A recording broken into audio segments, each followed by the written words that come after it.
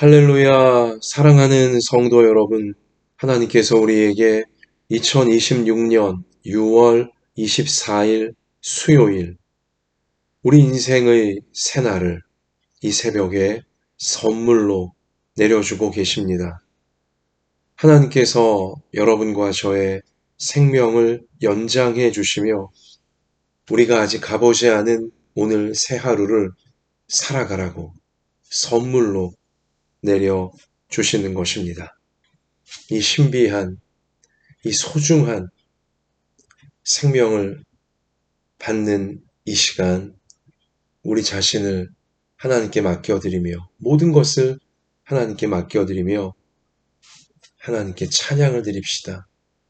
주께로 가까이 주께로 가오니 나의 갈 길 다 가도록 나와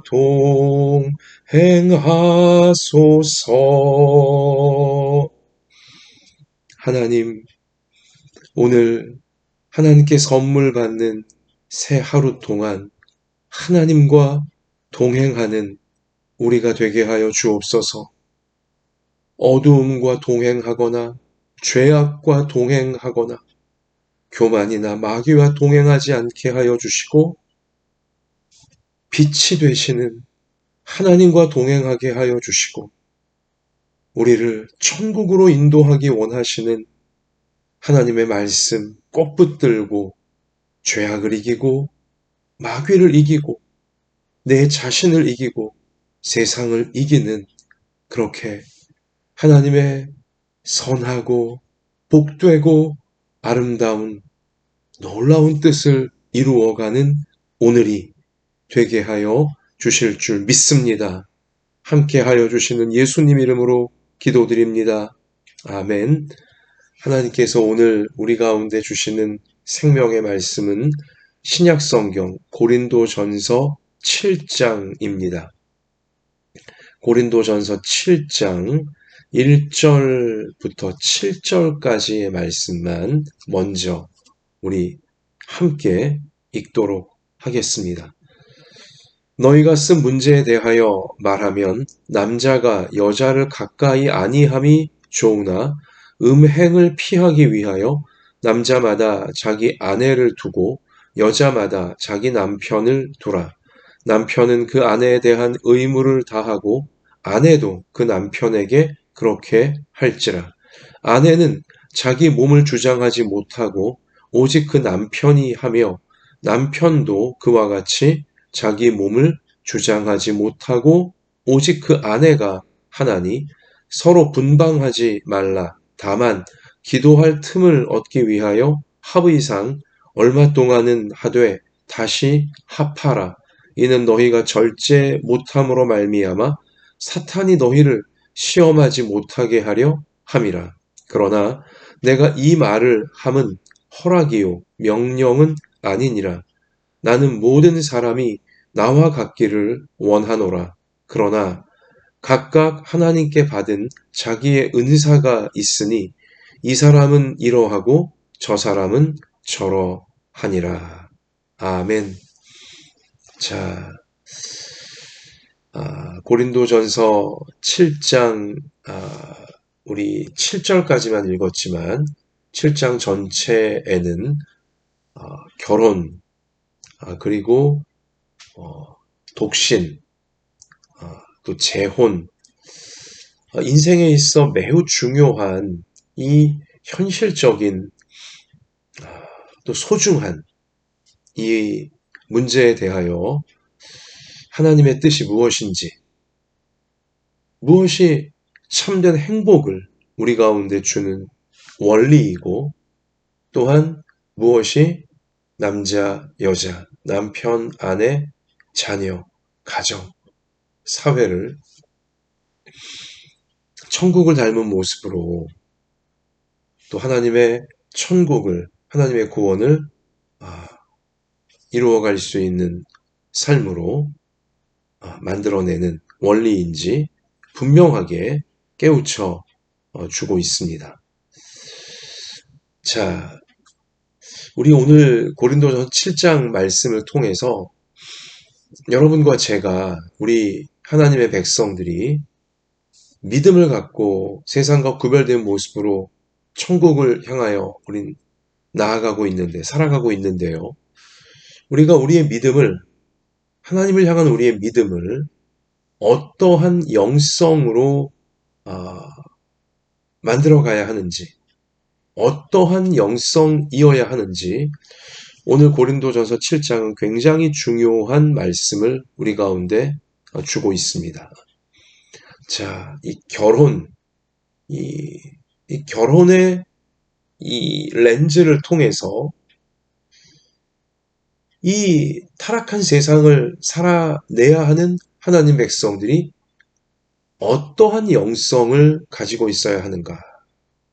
어떠한 영성이 올바른 영성이고 우리 자신과 서로에게 그리고 세상 가운데 참된 행복을, 참된 믿음과 참된 천국을 줄 수 있는 영성인지 우린 깨달아야 하는 것입니다. 먼저는 존중하는 영성이어야 하는 것입니다. 존중의 영성이죠. 다른 사람들을 지금 내 곁에서 함께 살아가고 있는 다른 사람들을 존중해주는 영성이 올바른 영성이다. 구원과 천국을 올바르게 나누어 줄 수 있는 영성이다 라고 알려주시는 것입니다. 이게 어떤 뜻이냐면, 자, 남자는 여자를 존중해야 되고 여자는 남자를 존중해야 합니다. 오늘날 이 젠더 문제가, 이 젠더 갈등이 참 노년 세대도 심각하고 장년 세대도 심각하고 청년 세대는 더 심각해요. 이 남자와 여자와 남자 사이의 갈등이 심화되어지고 있습니다. 사도 바울 시대, 초대교회 시절도 마찬가지였어요. 이 남성과 여성 사이에 참 문제가 많이 있었죠. 자, 근데 여기 지금 오늘 성경은 남자는 여자를 존중해야 되고 여자는 남자를 존중해야 된다. 그리고 또한 결혼을 한 사람은 결혼을 하지 않은 독신자를 존중해야 되고 독신자는 결혼을 한 결혼자들을 존중해야 한다는 것입니다. 또한 할례를 받은 사람은 할례를 받지 못한 사람을 존중해야 되고 할례를 받지 못한 사람은 할례를 받은 사람을 존중해야 한다는 것입니다. 노예, 종들이 당시 있었죠. 로마의 이제 그러한 제국 시대였으니까. 자, 종들이 있었고 자유인들이 있었는데 자유인들은 종들을 존중해야 되고 종들은 자유인을 존중해야 하는 것입니다. 이게 좀 서로 대척점에 있는 이제 그러한 그룹들이죠. 남성, 여성, 또 독신자, 기혼자, 그리고 할례 받은 사람, 할례 받지 않은 사람. 그러니까 물론 유대인이고 또 여기 이방인이죠. 자, 그리고 종, 자유인. 이게 서로 갈등 관계, 대척되는 관계처럼 세상에서는 이제 보는데요. 그러나 오늘 사도 바울은 성령의 감동을 따라 당시 세상이 충격받을 만한 놀라운 하나님의 진리를 선포해 주고 있는 것입니다. 여러분, 사실 당시 로마 제국 시절에 노예의 인권이 어디 있었어요? 노예는 이 자유인인 자기 주인이 멋대로 아주 뭐라 그럴까요? 멋대로 막 그냥 다룰 수 있는 그런 대상이 노예. 종이었어요. 심지어 자유인인 주인이 노예를 뭐 그냥 죽여도 노예들이 무슨 뭐 어디에다가 무슨 뭐 호소하고 뭐 그렇게 할 수도 없었습니다. 종의 인권은 존중받지 못했고 사도 바울 저 초대교회 시절 노예의 인권은 존중받지 못했어요. 그런데 오늘 성경은 자유인이 노예를 존중하라는 것입니다. 물론 노예도 종도 자유인을 존중해야 한다는 것이죠. 우리 몇 절 말씀 가서 보냐면 우리 22절 말씀 가서 보면 주 안에서 부르심을 받은 자는 종이라도 주께 속한 자유인이요. 자, 노예 중에도 사도 바울 시대 당시 예수님 믿고 구원받은 성도들이 있거든요. 자, 노예 가운데 구원받은 성도들, 그들은 세상이 볼 때는 노예이고 여전히 종일지 모르나 그러나 주님 안에서는 주께 속한 자유인이다. 그러니까 자유인, 당시 세상 자유인처럼 존중받아야 한다는 거예요. 그러므로 교회 안에서는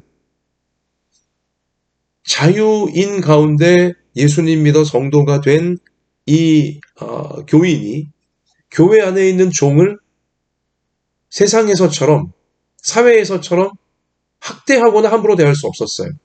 초대교회 안에선 자유인 성도가 노예인, 종인 성도를 존중해야 되는 거예요. 똑같은 성도인 거예요. 그리스도 안에선. 주님 안에선. 당시 혁명적인 현상이었습니다.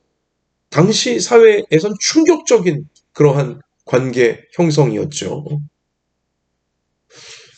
또한 여기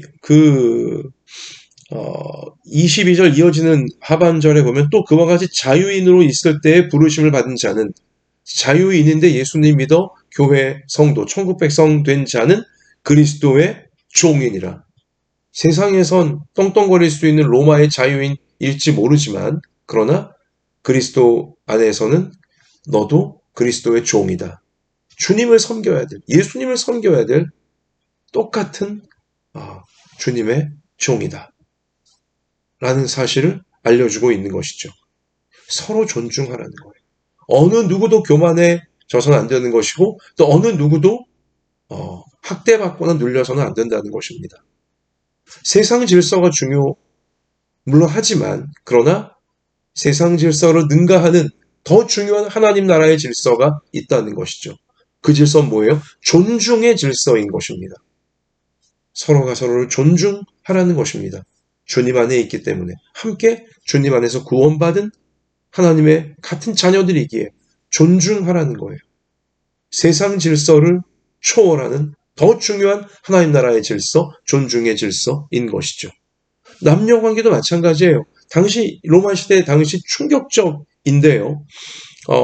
여기 보면 3절에 남편은 그 아내에 대한 의무를 다하고 아내도 그 남편에게 그렇게 할지라. 오늘날로 보면 이게 당연한 말씀이지만 로마 시대 당시에는 남편은 아내를 자기 멋대로 할 수 있었습니다.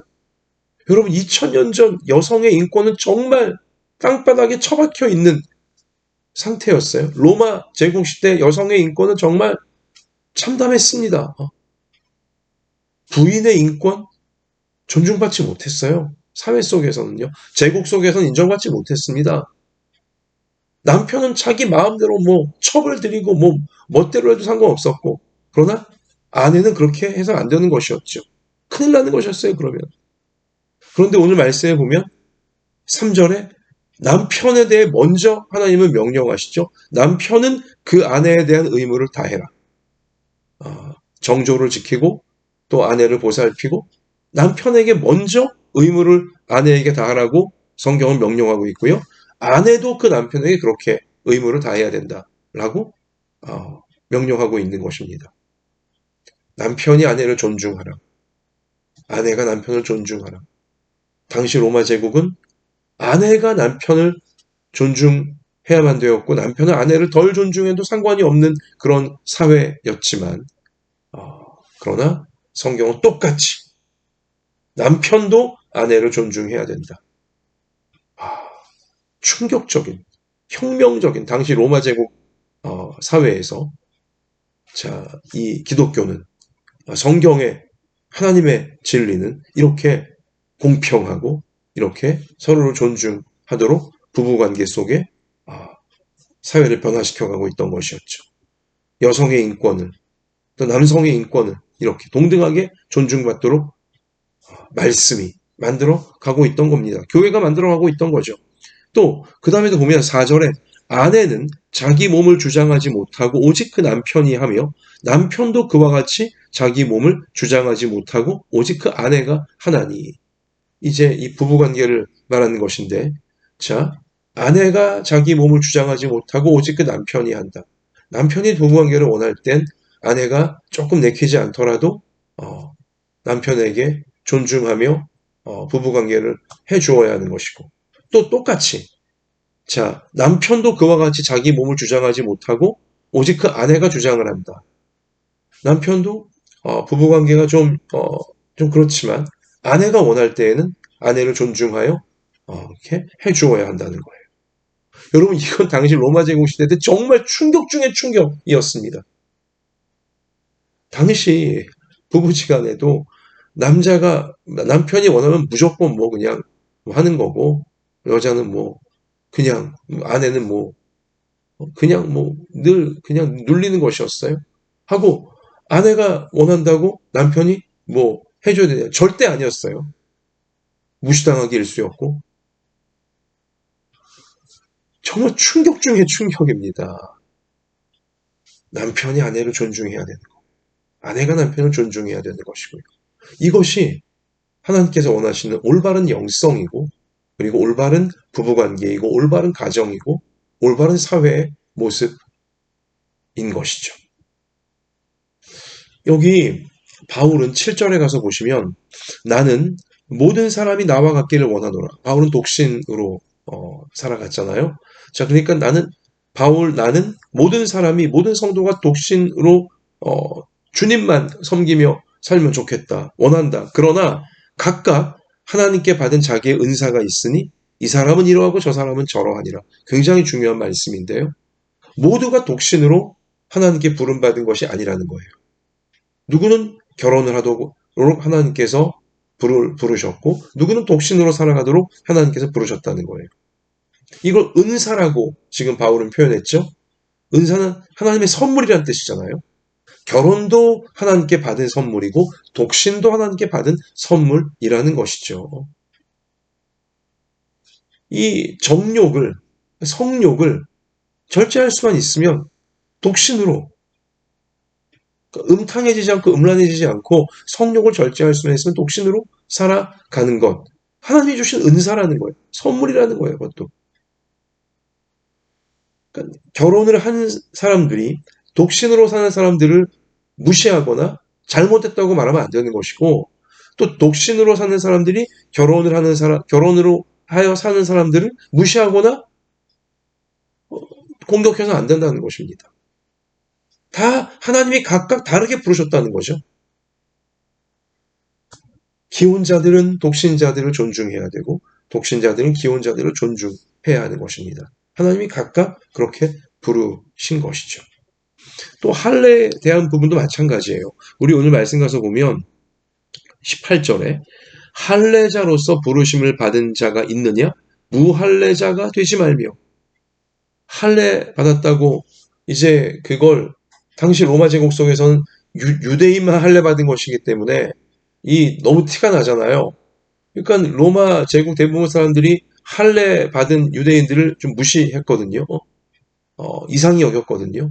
그러니까 유대인들 중에는 로마 제국에게 잘 보이고자 하는 이제 그 남자들은 할례를 좀 어떻게 다시 되돌리고자 하는 그런 시술도 있었다는 이제 역사적 문헌이 있는데 그렇게 할 필요가 없다는 거예요. 할례자로서 부르심을 받은 자가 있느냐? 무할례자가 되지 말며 무할례자로 부르심 받은 자가 있느냐?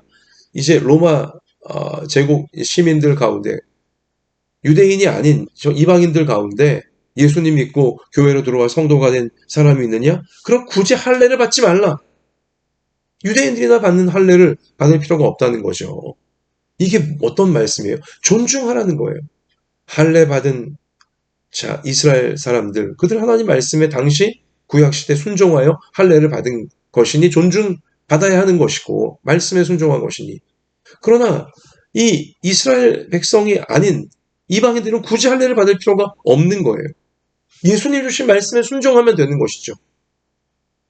그러므로 할례 또 받은 이 이스라엘 백성들 가운데 예수님 믿어 이제 하나님 백성 된 사람들, 그들은 할례 받지 않고 있는 성도들을 정죄하면 안 되는 거예요. 할례도 안 받은 자들 무슨 성도냐 이렇게 해서 안 된다는 거예요. 할례 받은 자는 할례 받지 않은 자를 존중하고 할례 받지 않은 자도 할례 받은 자를 존중해야 된다. 똑같은 원리인 것입니다. 존중의 영성인 것이죠. 그래서 하나님이 다 다르게 부르셨다는 거예요. 예수님 믿고 구원받은 것은 공통점이에요. 자, 교회 안에 하나님 백성들 가운데 예수님을 믿고 자신의 죄를 회개하고 하나님의 자녀로 부르심을 받은 천국 백성이 되어진 성도들 가운데는 다 다르다는 거예요. 부르심이 다 다르다는 것입니다. 우리 다시 보세요. 7절 말씀. 각각 하나님께 받은 자기의 은사가 있으니 이 사람은 이러하고 저 사람은 저러하니라. 자, 그리고 또한 17절도 보세요. 오직 주께서 각 사람에게 나눠주신 대로 하나님이 각 사람을 부르신 그대로 행하라.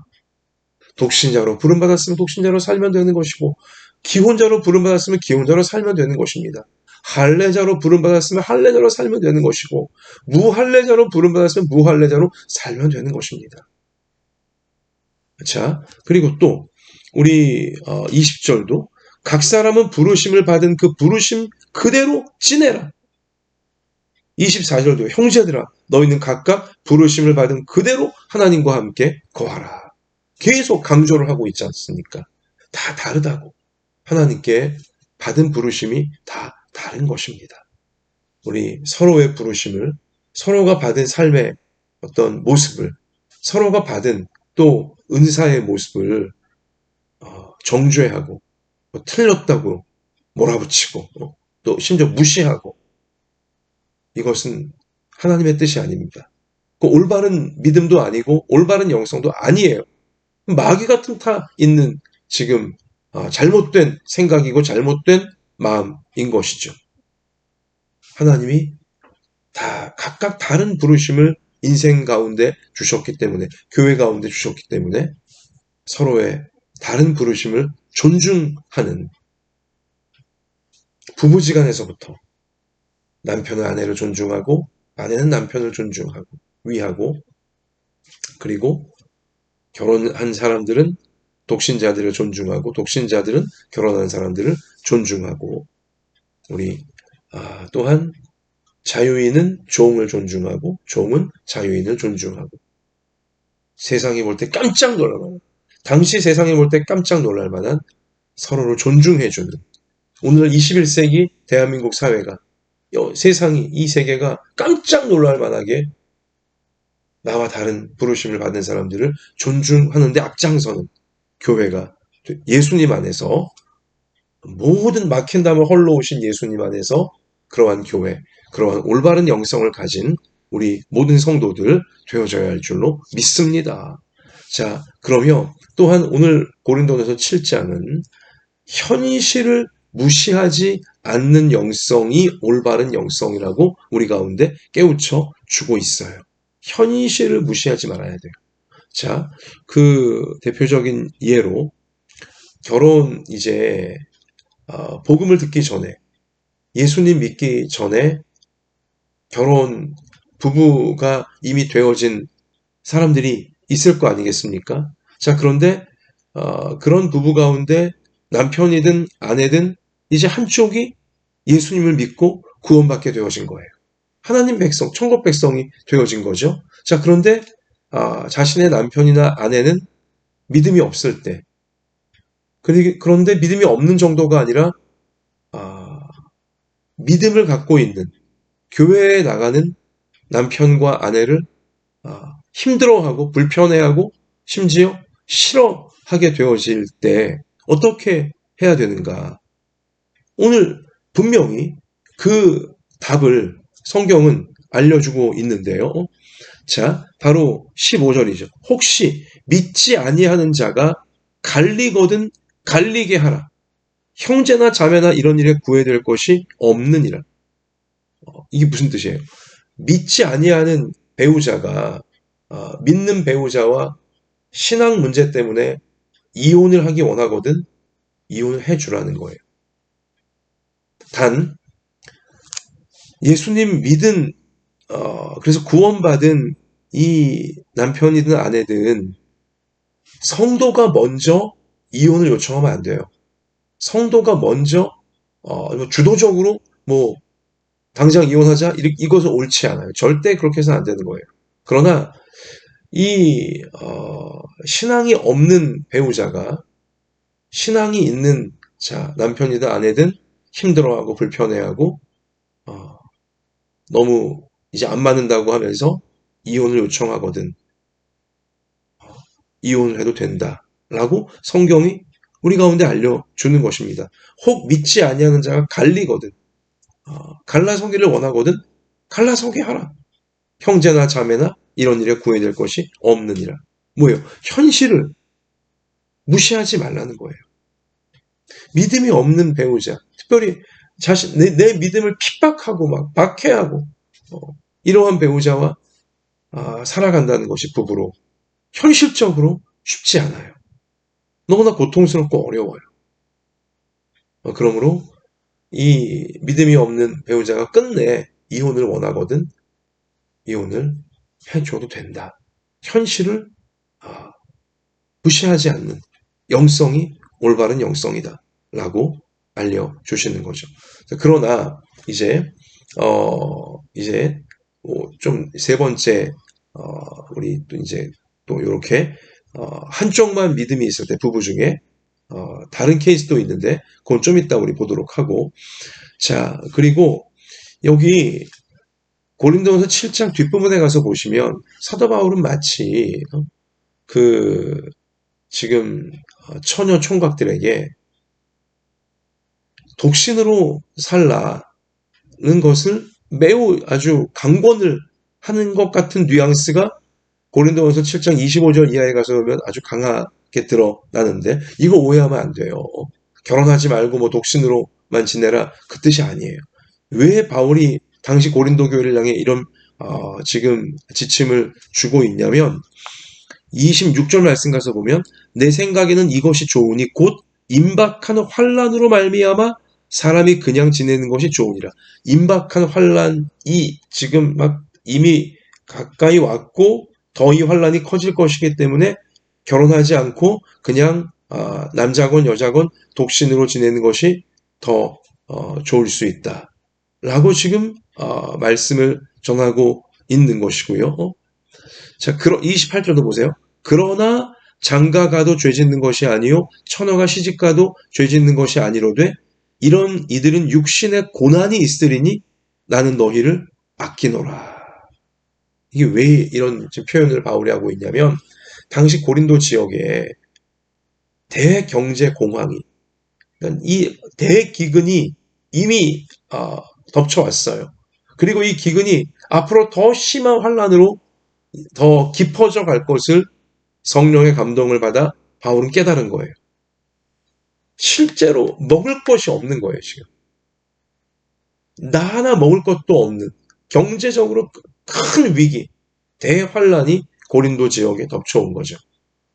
나 하나도 지금 먹을 것이 없는데 이럴 때 결혼까지 해서 처자식을 먹여야 된다는 게 이게 보통 어려운 일이 아니게 된다는 거죠.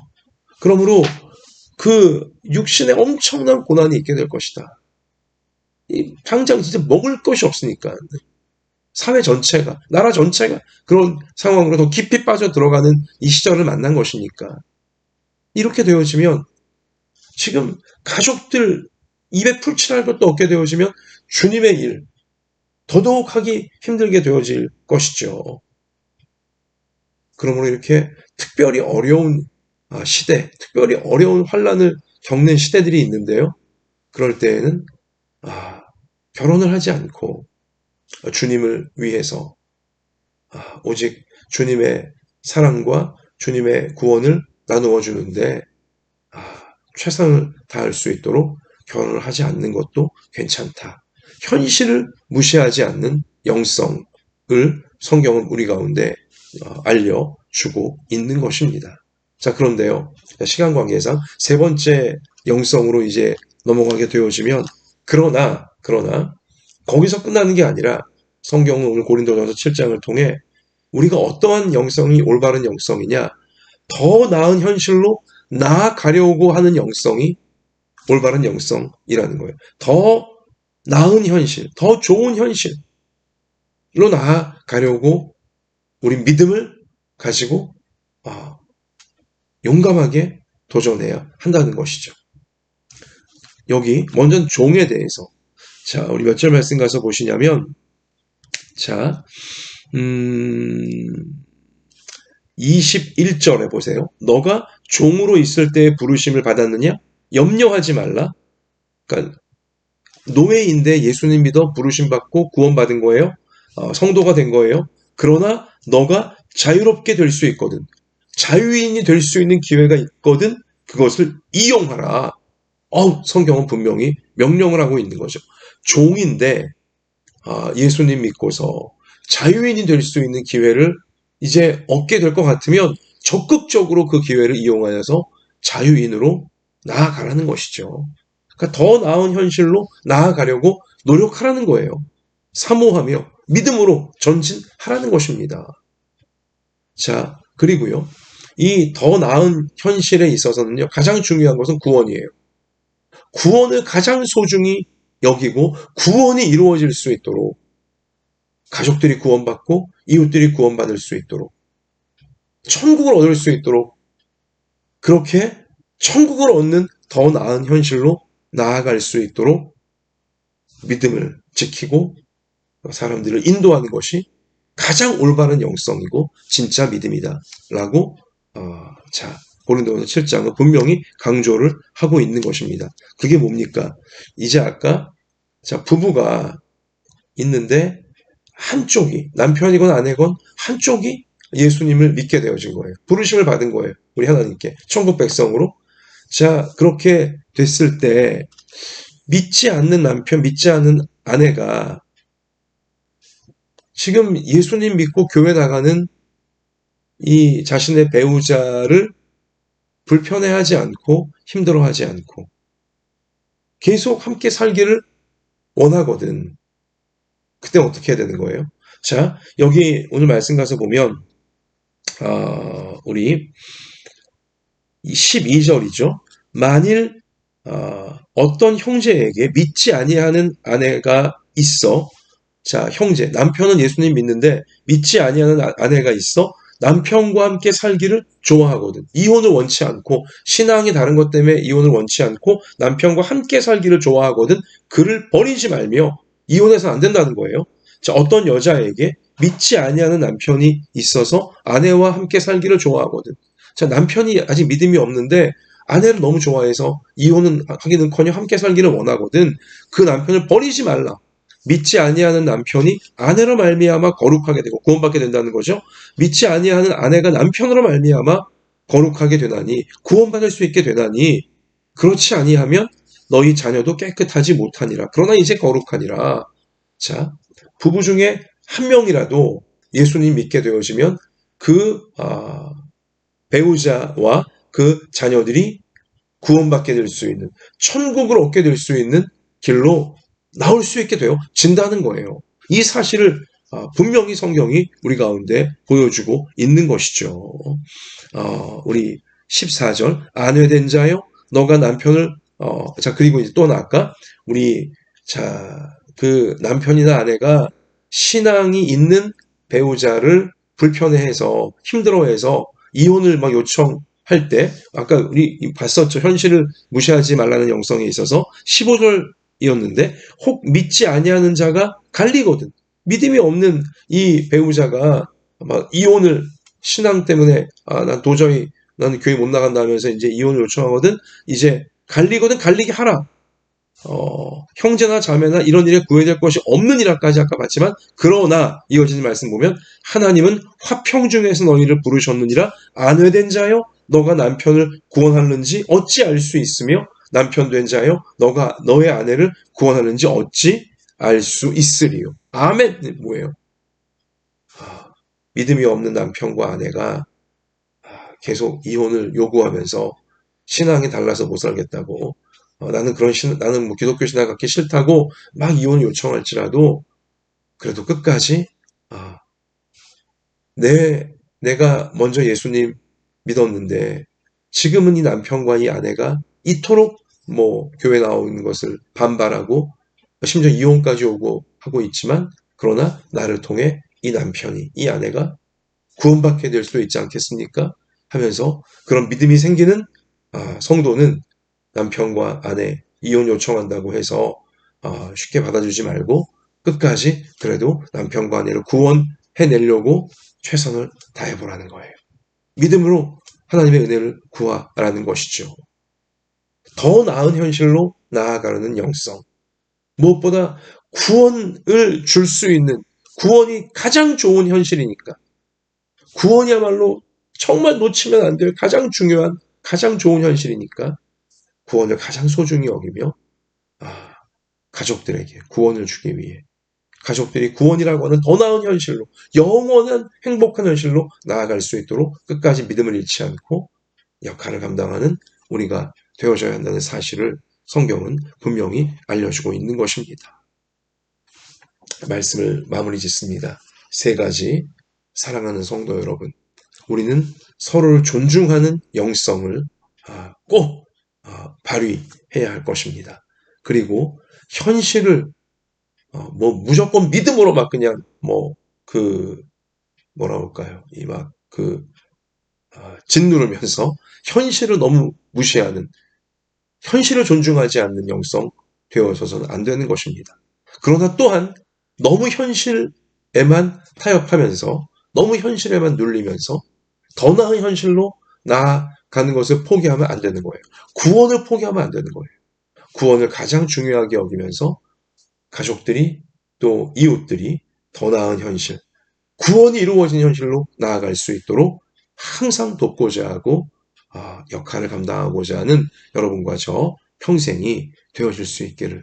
그래서 천국을 우리가 누리고 잃어버리지 않고 가족과 이웃들에게 천국을 예수님 안에서 끝까지 나누어 줄 수 있는 귀하고 귀한 우리 모두가 되시기를 우리를 구원하신 예수님의 이름으로 축원합니다. 주님, 무시했던 자들 우리가 존중하게 하여 주시고 주님, 현실을 무시하지 말게 해주시고 또한 더 나은 현실로 구원받는 현실로 가족과 이웃들을 이끌고자 믿음을 잃지 않고 은혜를 구하며 끝까지 이 구원의 통로로 은혜의 통로로 기적의 통로로 믿음의 통로로 천국의 통로로 쓰임받는 우리 모든 부모자는 평생 되게 해주실 줄 믿습니다. 이 사명 감당할 수 있도록 오늘도 연약한 몸을 붙잡아 주시고 치료해 주시고 연약한 마음을 성령 충만 담대하게 채워주시고 하나님 우리의 선한 소원 아시고 눈물 나는 기도 제목 아시오니 다 응답하여 주셔서 이 귀한 사명 이루어갈 수 있도록 도와주실 줄 믿고 다 맡겨드리며 예수님 이름으로 간절히 기도드립니다. 아멘. 자, 이 말씀이 이루어지기를 삶의 현장에 나아가 우리 기도하시면서 승리하는 모두가 되시기를 축복합니다. 주님이 함께 계십니다.